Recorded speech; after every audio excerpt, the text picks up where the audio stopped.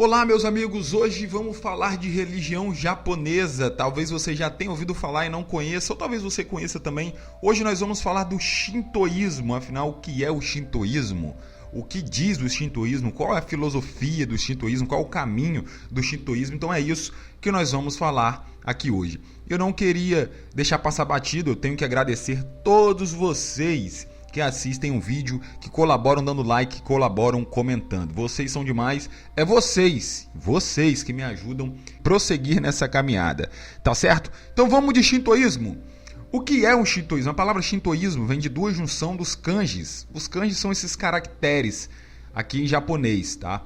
Que significa, o primeiro kanji shen significa espírito ou Deus, to, que significa caminho. Então shintoísmo significa o caminho dos deuses, e a gente vai saber o porquê mais um pouquinho à frente. Religião panteísta e politeísta, com várias divindades, e reverenciam como sendo sagrado todos os elementos da natureza, sendo todo o universo divino e tendo ligações uns com os outros de forma interdependentes, ou seja, todos estão conectados. Então como é que funciona isso? Ela é uma religião panteísta ou politeísta? Afinal de contas, qual é a diferença de um e de outro? O panteísmo significa que existe um Deus que na verdade é o todo, tá? O Deus está espalhado na sua criação, tá? Essa ideia panteísta nos traz à mente a ideia de que todos de alguma maneira estão conectados, tá? Porque o todo, o Deus, está espalhado na sua criação. Então o panteísmo é basicamente isso, o Deus é tudo, né? O Deus é a natureza, o Deus é o ar que você respira, o Deus é a partícula do seu corpo, o Deus está espalhado na sua criação. E o politeísmo, você já sabe o que é, né? São várias divindades, né? Sendo elas divindades pessoais, tá? Separadas. Então aquele vário aglomerado de divindades, tá certo? Então é basicamente isso, a religião politeísta e religião panteísta. A gente vai entender um pouquinho mais para frente. Filosofia do shintoísmo ou dogma do shintoísmo é seguir o caminho dos kamis. Kami pode ser representado como sendo plural, kami ou kamis, ou no singular, que significa espírito. Ou seja, kami pode ser uma coisa sagrada, ou pode ser vários deuses, ou pode ser o todo. É aquilo que eu falei, panteísmo e politeísmo. Ou seja, tudo é sagrado para eles. Então, os kamis são os deuses, podem ser a natureza. Os kamis são divididos entre seres bons e maus, e não como deuses fora da criação, mas eles estão no mesmo contexto, participando dentro da criação. Então não é que não são deuses fora da criação. Eles são deuses que estão...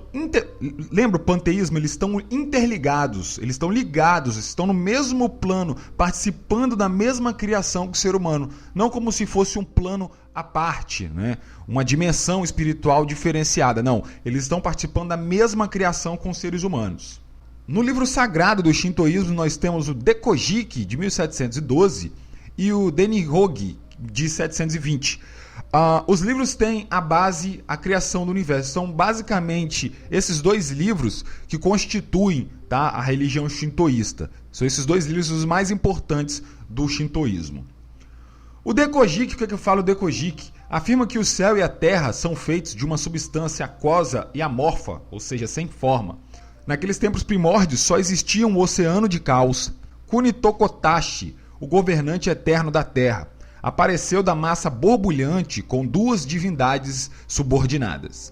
Esses deuses nasceram Izanagi e sua irmã, que seria sua futura esposa, Izanami. Izanagi e Inagami são esses dois que vocês estão vendo aí na foto. Izanagi e Inagami eram deuses que representavam o céu e a terra. E foram ele, né, segundo a mitologia japonesa, os criadores de Oishima, que são as grandes 8 ilhas do arquipélago japonês. Também criaram o sol, a lua, as tempestades e outros fenômenos naturais, além de serem responsáveis pelo nascimento de outros deuses e da civilização japonesa como um todo. Então nós temos aí, né, os kamis primordiais, os deuses primordiais, que seriam Izanagi e Izanami. Esses dois deuses são os deuses criadores da religião shintoísta, da religião do Japão. Temos também a Kami, a deusa Materazo. Ela é a deusa do sol, mas também do universo. O nome Amaterasu é derivado de Materazo, que significa que brilha no céu. O imperador do Japão se diz ser um descendente direto da Materazo.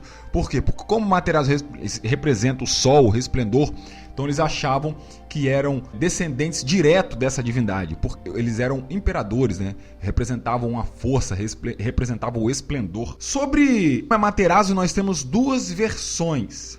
A primeira versão, Amaterasu vivia em uma gruta em companhia de suas criadas que lhe teciam cotidianamente o kimono da cor do tempo. Todos os dias de manhã ela saía para iluminar a terra. Até o dia que seu irmão Suzano, deus da tempestade, em excesso de fúria, destruiu os campos de arroz. Em outra versão, descreve a ira dele após de uma negociação fracassada para tentar retratar uma disputa entre os três irmãos Amaterasu. Suzano mata uma das teceleiras, perfura ela com a sua própria lança. A deusa Amaterasu não gostou da brincadeira. Irritada, escondeu-se em sua caverna celestial e a luz sumiu para todo sempre. A segunda versão, em algumas versões da história, Amaterasu foi para sua caverna, pois estava de luto pela morte da tecelã que havia morrido, é óbvio, pois ela tinha relações sexuais com seu tio. Daí surgiu, na mitologia japonesa, o primeiro incesto. O mundo congelou e os campos apodreceram, e o pânico foi semeado até os céus, onde ficavam os outros deuses, que como os terrestres, os deuses bolaram um plano, escolheram uma deusa engraçada, Uzumi, que começou a dançar na frente da caverna. Todos os outros deuses riram. Amaterasu, curiosa, saiu para fora da caverna e começou a rir também. Os outros deuses agarraram ela e salvaram o mundo, trazendo a luz de volta. Cosmologia, como é que é a visão de mundo deles? Em sua visão de mundo, são divididos em duas tradições. A primeira tradição diz que existem três mundos distintos, que seria a alta planície celeste, morada dos kamis, do céu, de onde eles descem para dar paz, ordem, felicidade. É o mundo descrito como reflexo do mundo dos homens, uma espécie de Japão plenamente belo e perfeito. O segundo, país do meio, planície dos canaviais, morada dos homens, onde os kamis desceram. Terceiro, país subterrâneo, moradia dos mortos, terra de máculas e de pecados, onde habitam os espíritos malignos que influenciam o homem para fazer o mal. Esta tradição é a primeira da mitologia shintoísta, mais forte da mitologia shintoísta. Então você percebe aí que no shintoísmo tem um pensamento não é muito diferente, Então essa alta planície, que seria basicamente o céu, que a galera conhece hoje aqui, o país do meio, que seria o nosso mundo, e o mundo subterrâneo, que seria o mundo dos mortos, ou o inferno, que o pessoal conhece. Basicamente, é mais ou menos isso. Tá?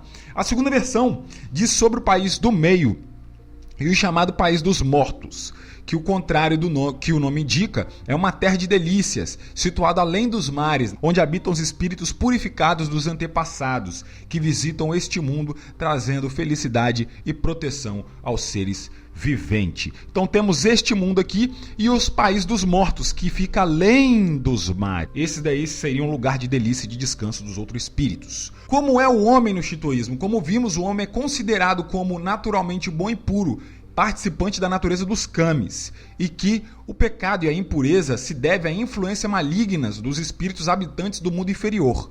Este é o maior conceito moral do shintoísmo, o chamado michi, o mishi, termo que significa caminho. Trata-se de um ideal de justiça, de caráter de que ninguém deve se afastar, elemento básico da vida shintoísta e do próprio culto. Ou seja, o michi significa obediência ao curso da natureza, reveste de uma extrema simplicidade e naturalidade. A vida que não leva isso em conta é radicalmente anti-shintoísta, o que? A sua simplicidade, naturalidade, o culto aos deuses, e não agrada aos kamis, que desgostosos podem mandar vários tipos de desgraça para avisar o pecador, até mesmo para castigá-lo. A forma do homem mudar os seus maus atos e ser puro novamente deve-se às práticas culto aos kamis.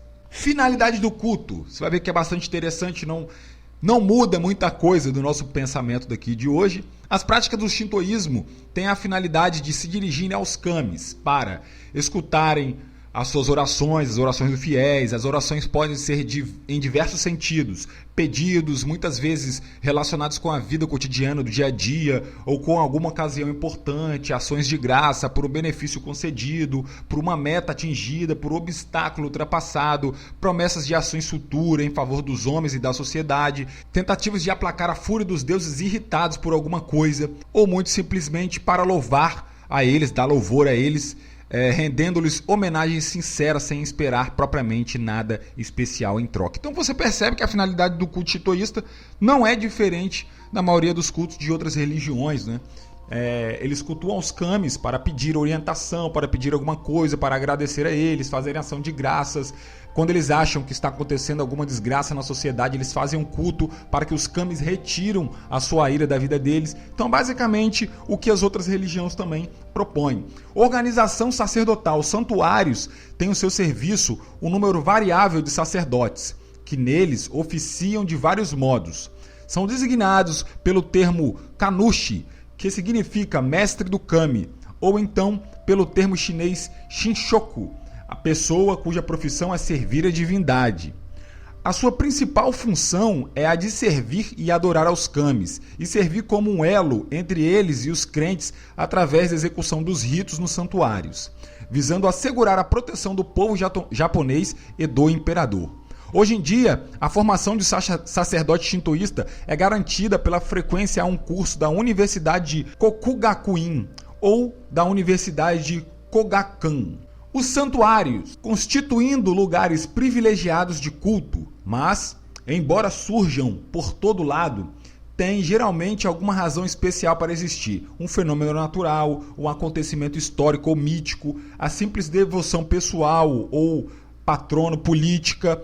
Também há motivos por relações em sonhos ou porque simplesmente era necessário arranjar um lugar de culto ali. 3 são os tipos de santuário. Primeiro, o santuário de dimensão local, centros de partilha de uma comunidade reduzida, onde se venera o kami daquela localidade ou a entidade protetora daquela localidade.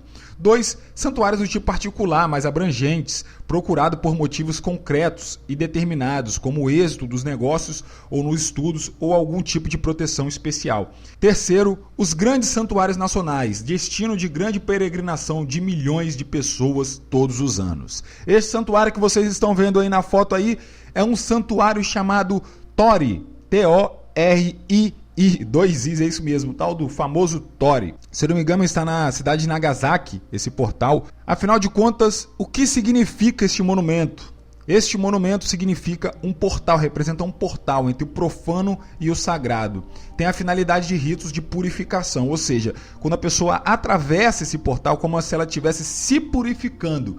Ritos de purificação. Primeiro, o mizogi, que consiste na purificação por meio da água. A água é tida como poderoso elemento purificador. 2. O harai, que é um tipo de purificação, algo próximo do exorcismo, realizado por um sacerdote que agita sobre a pessoa, alguns ramos de árvores sagradas. 3. Imi, que é o período de jejum a ser realizado antes das cerimônias. Tem duração diferente, conforme a importância do seu rito. Então, temos aí uma escrita shintoísta. É por ela que o homem se liberta. Purificação, ritos de purificação. Regressando ao seu estado inicial de pureza.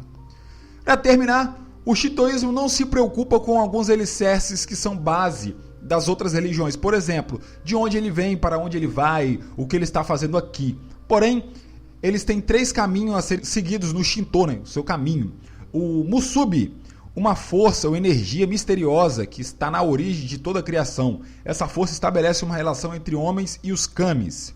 Makoto, atitude fundamental de uma pessoa que, quando sendo muito grata, honrada e agradecida por algo, se encontra com os kamis, o que faz essa pessoa gerar virtudes como amor, lealdade, felicidade.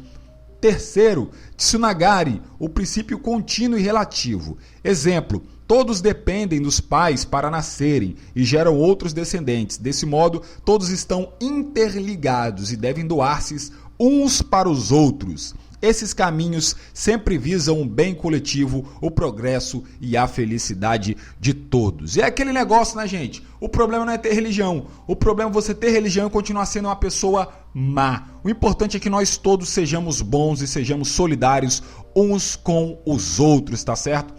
Pessoal, muito obrigado por você ter assistido o vídeo até aqui, muito obrigado mesmo. Você não sabe o quanto eu fico feliz quando vocês comentam alguma coisa, deixa um like no vídeo e me motiva a fazer mais vídeos, e tenho muito vídeo para botar Agora tá meio devagarzinho, a gente tá conhecendo as religiões, você vai perceber por que tá saindo esses vídeos de religiões, eu tô explicando tudo certinho, pra quando chegar lá na frente você vai ver que o bicho vai pegar, você vai entender muita coisa, tá certo? Tenho muito vídeo pra pôr e tamo na pegada, muito obrigado mesmo, gente. Obrigadão, até a próxima e tchau, tchau.